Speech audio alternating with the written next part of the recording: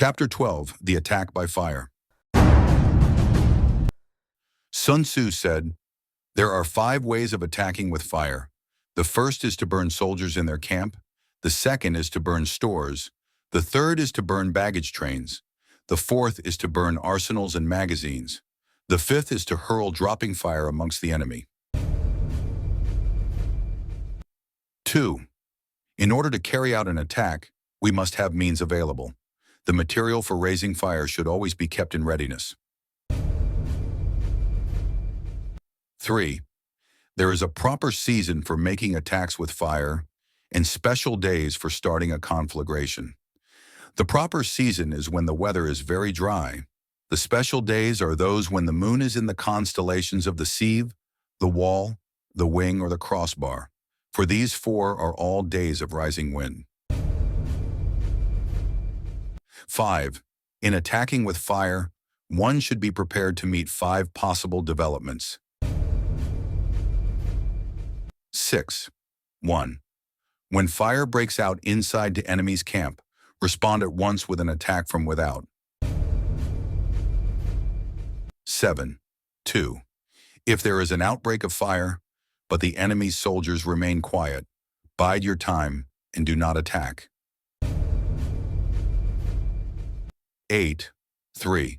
When the force of the flames has reached its height, follow it up with an attack if that is practicable. If not, stay where you are. 9. 4.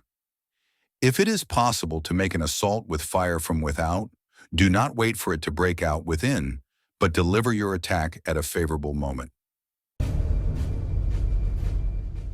10. 5. When you start a fire, be to windward of it. Do not attack from the leeward.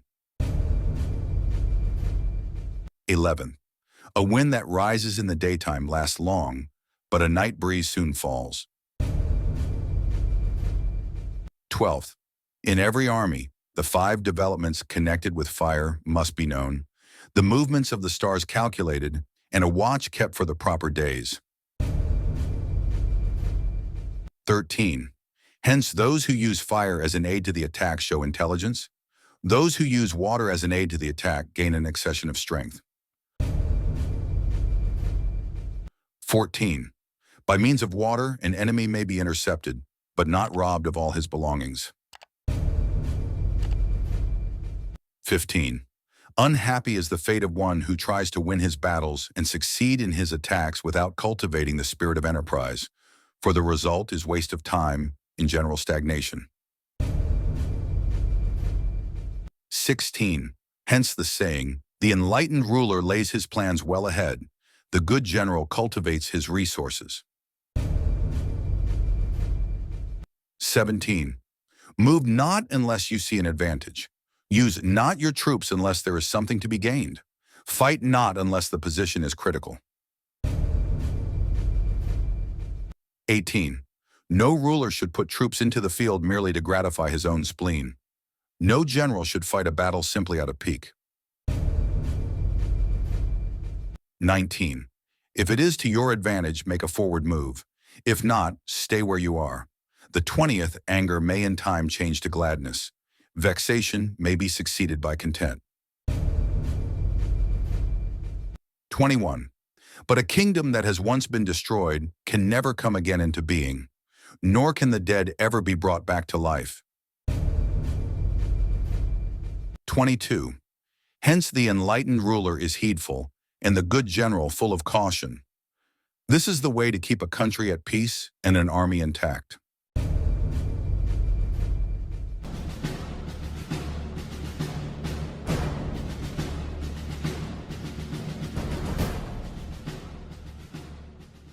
Chapter 13, The Use of Spies. One Sun Tzu said, "Raising a host of 100,000 men and marching them great distances entails heavy loss on the people and a drain on the resources of the state. The daily expenditure will amount to 1,000 ounces of silver. There will be commotion at home and abroad, and men will drop down exhausted on the highways. As many as 700,000 families will be impeded in their labor." 2. Hostile armies may face each other for years, striving for the victory which is decided in a single day. This being so, to remain in ignorance of the enemy's condition, simply because one grudges the outlay of 100 ounces of silver in honors and emoluments, is the height of inhumanity. 3. One who acts thus is no leader of men, no present help to his sovereign, no master of victory. 4. Thus, what enables the wise sovereign and the good general to strike and conquer and achieve things beyond the reach of ordinary men is foreknowledge. 5. Now this foreknowledge cannot be elicited from spirits. It cannot be obtained inductively from experience, nor by any deductive calculation. 6. Knowledge of the enemy's dispositions can only be obtained from other men. 7. Hence the use of spies, of whom there are 5 classes. 1. Local spies. 2. Inward spies. 3. Converted spies. 4. Doomed spies. 5. Surviving spies. 8. When these 5 kinds of spy are all at work, none can discover the secret system. This is called divine manipulation of the threads. It is the sovereign's most precious faculty. 9. Having local spies means employing the services of the inhabitants of a district. 10. Having inward spies, making use of officials of the enemy. 11. Having converted spies, getting hold of the enemy's spies and using them for our own purposes. 12. Having doomed spies, doing certain things openly for purposes of deception and allowing our spies to know of them and report them to the enemy. 13th. Surviving spies, finally, are those who bring back news from the enemy's camp. 14. Hence it is that which none in the whole army are more intimate relations to be maintained than with spies. None should be more liberally rewarded. In no other business should greater secrecy be preserved. 15th. Spies cannot be usefully employed without a certain intuitive sagacity. 16. They cannot be properly managed without benevolence and straightforwardness. 17. Without subtle ingenuity of mind, one cannot make certain of the truth of their reports. 18. Be subtle, and use your spies for every kind of business. 19. If a secret piece of news is divulged by a spy before the time is ripe, he must be put to death together with the man to whom the secret was told. 20. Whether the object be to crush an army, to storm a city, or to assassinate an individual, it is always necessary to begin by finding out the names of the attendants, the aides-de-camp, and doorkeepers and sentries of the general in command. Our spies must be commissioned to ascertain these.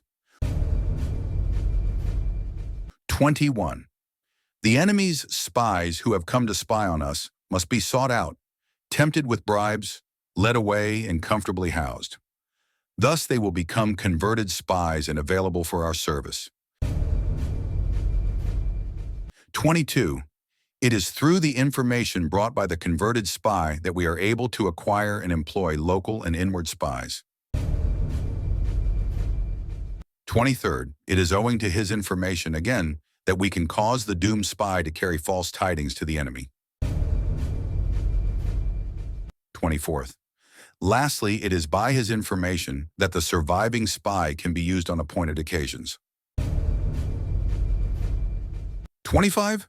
The end and aim of spying in all its 5 varieties is knowledge of the enemy, and this knowledge can only be derived, in the first instance, from the converted spy. Hence it is essential that the converted spy be treated with the utmost liberality. 26. Of old, The rise of the Yin dynasty was due to Partie, who had served under the Xia. Likewise, the rise of the Chu dynasty was due to Luya, who had served under the Yin. 27. Hence it is only the enlightened ruler and the wise general who will use the highest intelligence of the army for purposes of spying, and thereby they achieve great results. Spies are a most important element in water because on them depends an army's ability to move.